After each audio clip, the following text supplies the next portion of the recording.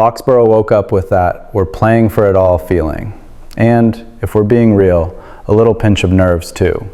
Because today, 4 parts of the Patriots story collide at the same time. There's a behind-the-scenes partnership that, in this league, usually goes sideways, and somehow didn't. There's a moment that had every Patriots fan freeze, because it involves Drake Maye and the one phrase you never want to hear this close to the Super Bowl: throwing shoulder.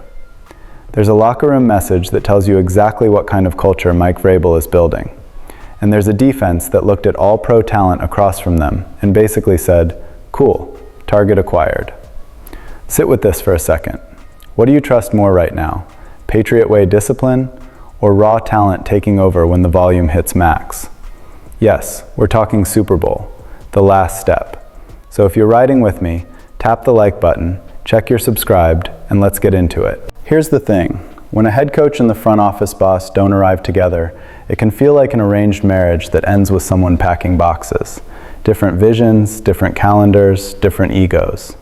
That's why when Vrabel walked into New England without being tied at the hip to Elliott Wolf, people were already lining up the "this is gonna get awkward" storyline. Power struggle, leaks, finger pointing, the whole list. Instead, it went the other way. And that's a major reason the Patriots are back in this spot. This wasn't luck, it was alignment. Vrabel showed up and spelled out what he wanted the roster to be: tough, disciplined, built through the trenches, and full of veterans who don't flinch when the game turns into a fight. And the key detail? Wolf didn't try to win the roster conversation. He leaned into it with Vrabel. After the AFC title win in Denver, Wolf talked about the standard Vrabel sets, how it's real, how the players feel it, and how if they don't meet it, there's nowhere to point but the mirror. Now look at the footprint. The Patriots played 47 guys in that conference championship game. Wolf had a hand in 30 of them over the last 2 seasons. That's not a touch-up, that's a rebuild with intent. Against Denver, they rolled out 25 players who were signed or drafted in 2025 alone. Offensively, the line got reshaped. 4 new starters. Morgan Moses steadying the edge. Garrett Bradbury calling out the business inside.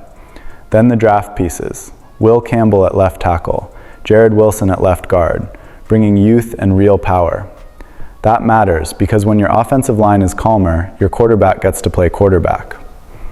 At receiver, the bet on Stephon Diggs coming off an ACL was exactly that, a bet. It paid off with the team's first 1,000-yard receiving season since 2019. Mac Hollins turned into that gritty, chain-moving guy you don't always hype, until you're staring at a 3rd and long in January, and he's the one turning it into something manageable. Defensively, the additions landed with force. Milton Williams, Clavon Chason, and Kairos Tonga helped turn the defensive front into a pressure assembly line. Robert Spillane lifted the floor at linebacker. Carlton Davis helped create that nasty 1-2 on the outside with Christian Gonzalez. And then you've got the quieter moves that matter when the games get tight. Corey Durden and Leonard Taylor getting picked up after camp, sliding into real roles and showing up when it's not comfortable. So on paper, sure, this could have been a messy season. New coach, new direction, a lot of change. But it became remarkable because the people in charge didn't spend the year fighting for credit. They built, together. But let me say this. The second you start exhaling, the sport reminds you how fragile all of it can be. Because right after the high of punching that Super Bowl ticket, Patriots Nation got hit with a jolt. Drake Maye injured. And the scary part is the words attached to it, his throwing shoulder. That's the headline that grabbed everyone. The full story is a lot murkier than a clean yes or no, though. This didn't come from the Patriots. It didn't come from Maye's camp. It came from speculation, specifically from Dr. David Chow, a well-known orthopedic surgeon who used to be the Chargers team doctor for 17 years, and now breaks down NFL injuries on social media in real time.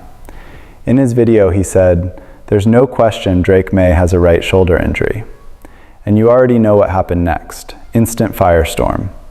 But there's been pushback, and it's not subtle. Greg Bedard, one of the most plugged-in Patriots voices out there, didn't completely rule out that Maye might have tweaked something.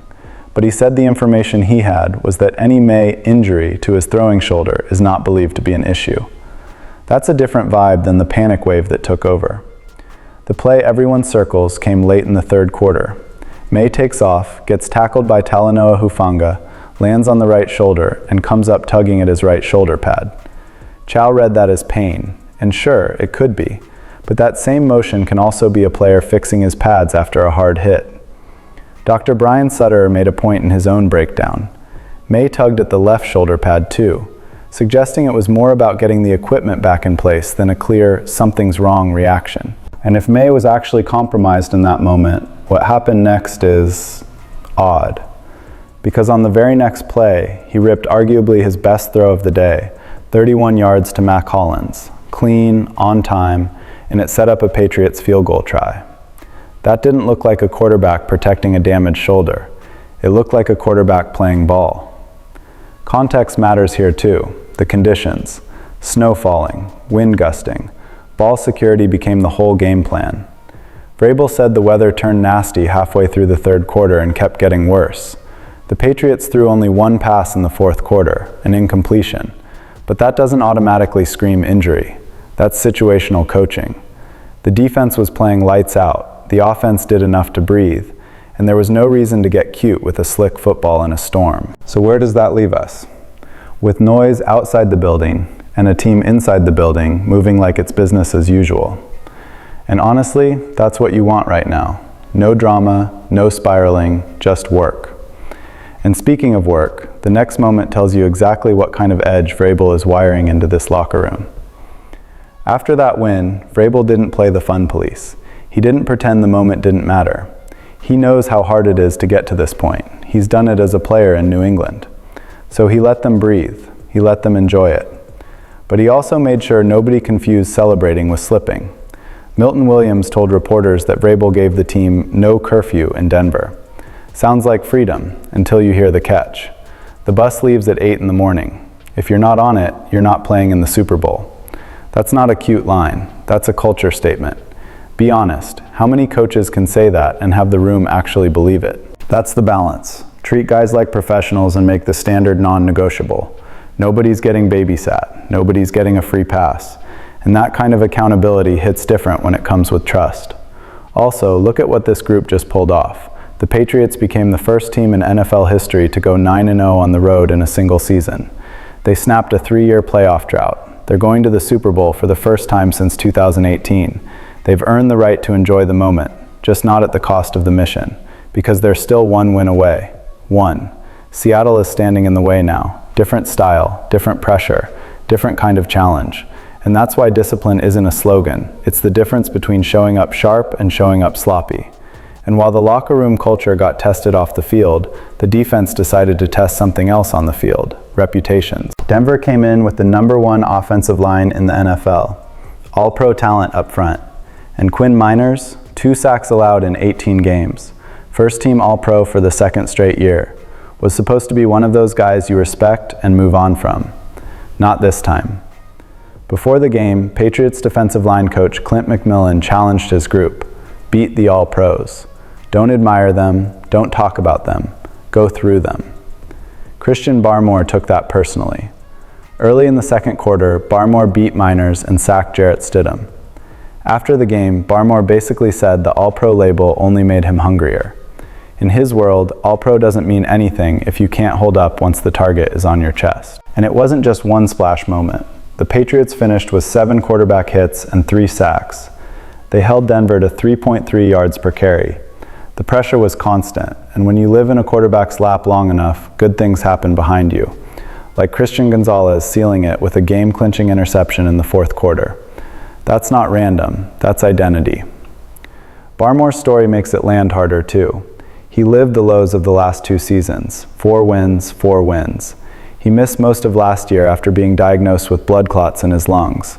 So when he says it's a blessing to be here, to be healthy, to be with his teammates headed to the Super Bowl, that's real, that's not a soundbite.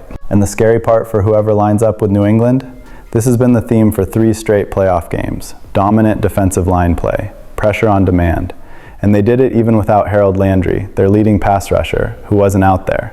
That's depth, that's rotation, that's a front built to survive January. So when you stack it all up, front office and head coach pulling the rope in the same direction, the outside world trying to spin panic about Maye while the team stays steady, Vrabel setting a standard that blends trust with consequences, and a defense hunting all pros like it's a weekly job, you start to understand why this run feels different.